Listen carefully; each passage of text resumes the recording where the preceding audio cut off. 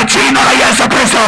Anataja farasi na anataja magari wameanguka na kuinama, lakini kwa sisi tunalitaja jina la Bwana Mungu wetu, sisi tumesimama na kuinuka. Jamani, haleluya! Kwa Yesu hakuna kuduma, hakuna kuchoka, hakuna kukata tamaa, hakuna kuvunjika moyo, kwa sababu tuna Yesu ambaye kwake yote yanawezekana. Nakwambia hata ya kwako, hata ya kwako, hata ya kwako, hata wewe kutoka inawezekana. Sema amen. Nasema inawezekana. Hata wewe mwanamke kutoka inawezekana. Hebu sema amina ya maana.